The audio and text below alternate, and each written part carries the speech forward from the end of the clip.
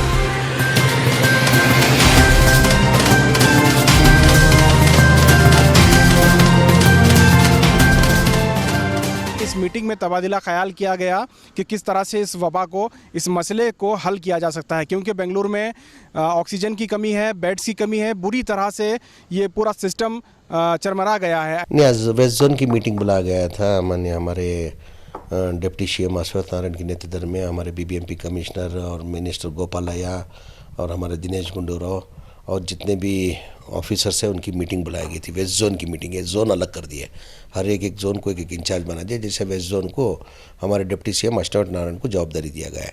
आज उसके बारे में मीटिंग था, तो हमारे जो कॉन्स्टिट्यूंसी के जो प्रॉब्लम है हमने बताया। यानी गवर्नमेंट ये लापरवाही कर रही है। यानी गवर्नमेंट ये इसके यानी जो करना चाहिए था वो काम नहीं कर रहे लोग। आदमी लोग मर रहे, बुरी तरह मर रहे हैं। आप देखे होंगे मरने की तादाद 200 के ऊपर हो गई। यानी रास्ते में आदमी मर रहे हैं, यानी ऑक्सीजन के बगैर आदमी मर रहे हैं। ऐसी बुरी हालत है, मैं आपको क्या बता सकता हूँ, मैं बोल नहीं सकता। इतने फ़ोन आ रहे हैं हमारे को, फ़ोन उठाने को हमारे को डर हो रहा है।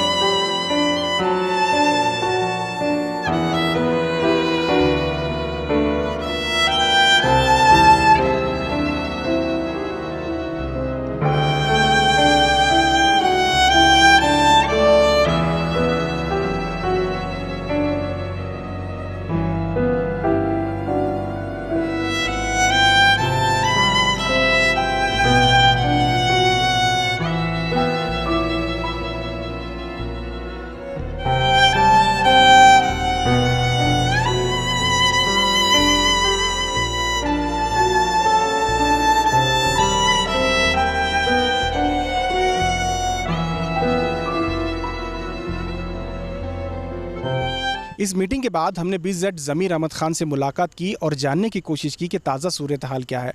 बीजेड ज़मीर अहमद खान ने हमें ये बताते हुए संजीदा हो गए, संजीदगी से उन्होंने पूरी तफसीलात हमें बताने की कोशिश की कि इस वक्त बेंगलुरु के हालात बहुत ज़्यादा ख़राब हैं। उन्हें रोज़ाना इतने कॉल आते हैं, वो बेड दिलाने के लिए इतना स्ट्रगल करना पड़ता है, जितनी उनकी ताकत है वो कोशिश कर रहे हैं लोगों को कहीं ना कहीं मदद मिले। उन्होंने कहा कि अब लोगों को समझना चाहिए, इतनी बुरी हालत में लोगों को घर से बाहर नहीं आना चाहिए।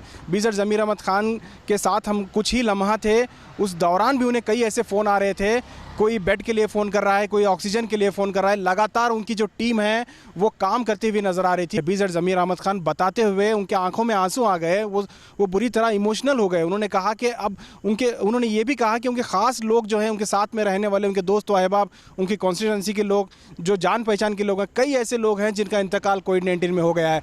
वो उन्होंने अफसोस जाहिर करते हुए कहा कि इतनी कोशिश करने के बावजूद भी बचाने में कई लोगों को नाकाम साबित हो रहे हैं। इतनी ख़तरनाक वबा, ये जो सेकेंड वेव है, ये बहुत ख़तरनाक है। जो आदमी बुरी तरह मर रहे हैं, ये गवर्नमेंट इधर ध्यान नहीं दे रही है। अभी देखो एग्जांपल, हमारे ये केजन ट्रैवल्स करके है, उनकी पूरी फैमिली को 17 जन को कोरोना पॉजिटिव आ गया। कोरोना पॉजिटिव आने के बाद 17 जन को भी कोई हॉस्पिटल में जगह नहीं मिली। मेरे को फ़ोन किया, मेरे से जो होता, जैसे कि हमारे कनिगम रोड के अंदर फोर्टिस हॉस्पिटल में मैं एक को पेशेंट को एक को मैं एडमिट कराया, और 2-3 जगह बोल के 2-3 जगह एडमिट कराया। नौजवान बच्चा एक, ये ऑक्सीजन के बगैर, ऑक्सीजन नहीं मिला उनको, वेंटिलेटर नहीं बनने की वजह से वो केजन ट्रैवल्स का उनका लड़का जो फर्जन था, बड़ा लड़का, वो आज उनका देहांत हुआ। अभी वो शामना गार्डन के अंदर एक इमाम साहब थे, वो बिहार वाले, 30 साल उम्र उनकी। हमारे मलिक बेग करके मेरे को फ़ोन किए, भाई ऐसा इमाम साहब को पॉजिटिव आ गया, थोड़ा सांस लेने की प्रॉब्लम है, उनको कोई ऑक्सीजन और वेंटिलेटर की ज़रूरत है, कोई हॉस्पिटल में है तो इंतज़ाम करो। तो मैं भी 2-3 हॉस्पिटल को फ़ोन किया, किधर इंतज़ाम नहीं हुआ। लास्ट में विक्टोरिया हॉस्पिटल में इंतज़ाम हुआ, बहुत देर के बाद, यानी 4-5 घंटे के बाद मालूम पड़ा कि सुबह उनका देहांत हो गया। यानी बहुत बुरी तरह से आदमी लोग मर रहे हैं। ये गवर्नमेंट को कोई परवाह नहीं है, ये गवर्नमेंट किसी परवाह नहीं करे। मेरी आवाम से एक आजीजाना गुजारिश करता हूँ, मेहरबानी करके हमें गवर्नमेंट के ऊपर भरोसा नहीं कर सकते।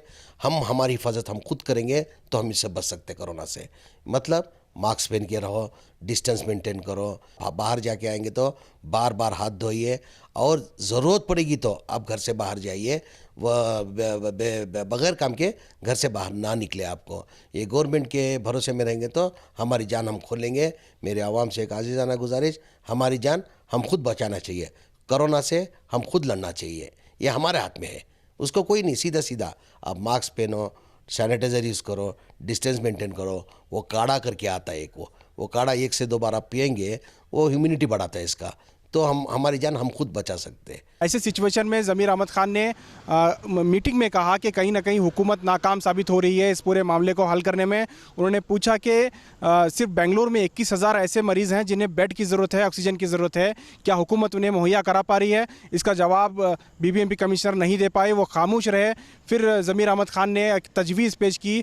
उन्होंने उनके हलके में, चामराजपेट कॉन्स्टिट्यूंसी के हलके में, उन्होंने एक जनरल हॉस्पिटल को 18 करोड़ रुपए खर्च करके उसे हाईटेक हॉस्पिटल बनाया था। उसका इनॉग्रेशन होना था, लेकिन ये कोरोना वायरस की वबा शुरू हो गई। उन्होंने कहा कि उस अस्पताल को फ़िलहाल नॉन कोविड अस्पताल बनाया जाए। आज हमारी मीटिंग के अंदर मैंने अपील डिमांड रखा। अभी हमारे जैसे कि एक कोविड तो एक तरफ है, नॉन कोविड पेशेंट बहुत से जन मर रहे, डर डर के मर जा रहे। लास्ट टाइम भी मैंने अपील किया था कि भाई नॉन कोविड की तरफ ध्यान दो करके। इस बार भी मैंने नॉन कोविड के लिए हमारी बाबू जगजीवन राम करके एक हॉस्पिटल है, 50 बेडेड हॉस्पिटल बना चुका था, वो डिलीवरी हॉस्पिटल थी पहले। उसके अंदर मैंने लास्ट टाइम ही वो 30 ऑक्सीजन बेड रेडी किया था, ये हमारे प्रेस्टीज वालों को बोल के ऑक्सीजन लाइन पूरा रेडी किया था। वो हॉस्पिटल बिल्कुल रेडी है। आज मैंने मनवी दिया कि भाई उसके लिए नॉन कोविड के लिए ये हॉस्पिटल सैंक्शन करो करके। कमिश्नर और हमारे अश्वत्थ नारायण को, डिप्टी सीएम को, वो इमीडिएट कमिश्नर ने अप्रूव किया। वो इंशाल्लाह 2-3 दिन का काम है। वो इंशाल्लाह अगले चाशुमा जुमेरात तक वो एक non covid 31 bedded ICU bed, ये ventilator bedded, oxygen ventilator bed, oxygen bedded ready कर रहा हूँ। वो एक तरफ है। और मैंने गवर्नमेंट से अपील भी किया कि कमिश्नर से भी मैं अपील किया, आप मेहरबानी करके ये जो होम क्वारंटाइन हो रहे, उनको लास्ट टाइम क्या था, जो भी होम क्वारंटाइन होते थे उनको क्या होता था, घर जाके दवाई मिलती थी। इस बार दवाई, होम क्वारंटाइन जो हो रहे उनको दवाई नहीं मिल रही। प्लस ये BU नंबर करके दे रहे। अभी जिसका भी पॉजिटिव आता था वो BU नंबर लोड जैसे होता था, इमीडिएट लास्ट टाइम क्या होता था, BBMP ऑफिसर क्या करते थे, एम्बुलेंस भेज के वो लोग प्रेशर करके लेके जाते थे हॉस्पिटल में। अभी इस बार कैसे हो गया, अभी BU नंबर होने के बावजूद भी क्या हो रहा है, उनको बेडेड नहीं मिल रहे। इन्हें किधर भी बेड नहीं मिल रहा है। अभी एक एग्जांपल है, बेंगलुरु के अंदर अभी हमारा कल की आप ले लो, कल का टोटल 31,000 केसेस थे। उसके अंदर खाली बेंगलुरु सिटी के 22,000 बेंगलुरु सिटी के केसेस है। बेंगलुरु सिटी के 22,000 मतलब आप कम से कम 22,000 मतलब 22,000 का 10 दिन का आप हिसाब डाल लेंगे, 10 दिन तो रखना पड़ता पॉजिटिव को, तो 2 लाख बेड चाहिए। तो 2 लाख बेड का ये गवर्नमेंट का इंतज़ाम है ही नहीं है। तो मैं वो भी उनसे भी अपील किया, पहले आप बेड का इंतज़ाम करो, ऑक्सीजन का इंतज़ाम करो, और हर एक कॉन्स्टिट्यूंसी के अंदर ये बगैर सांस लेने की प्रॉब्लम की वजह से बहुत से जन मर जा रहे हैं। तो इमीडिएट रिलीफ देने के लिए उनको हर एक कॉन्स्टिट्यूंसी के अंदर कम से कम 100 ऑक्सीजन, यानी ऑक्सीजन मशीन जो ऑक्सीजन का सिलेंडर होता है ना, वो एक 100 रेडी करके रखो। एटलीस्ट उनको एक इमीडिएट रिलीफ तो दे सकते हैं, उसका एक इंतज़ाम कराने को बोला। अभी गरीब बहुत है, अभी लॉकडाउन कर दिए 15 दिन। ये एक्चुअल लॉकडाउन परिहारा नहीं है। ये लोग गवर्नमेंट समझ रही नहीं, क्यों समझ में नहीं आता। ये लोग इंतज़ाम नहीं इन लोग कर नहीं सकते तो लॉकडाउन कर दिए। ये लॉकडाउन से कुछ हासिल नहीं कर सकते, इससे कोरोना मरने वाला नहीं है। अभी तो जैसे लॉकडाउन किए केसेस थे 21,000 22,000 केसेस थे, अभी 31,000 केसेस आ गए, यानी 15,000 केसेस बढ़ के है, यानी लॉकडाउन से कम नहीं हुए। इसके पहले भी आप नाइट लॉकडाउन किए थे 10 बजे से लेके सवेरे 6 बजे तक। उस टाइम पे केसेस थे 5,000 केसेस। अब जैसा लॉकडाउन नाइट कर्फ्यू जो घोषणा करने के बाद केसेस 12,000 13,000 केसेस हो गए। ये लॉकडाउन परिहारा नहीं है। ये जो है इसका आप अरेंजमेंट करो, इंतज़ाम करो। इंतज़ाम जब तक नहीं कराएंगे तो ये होने का नहीं है।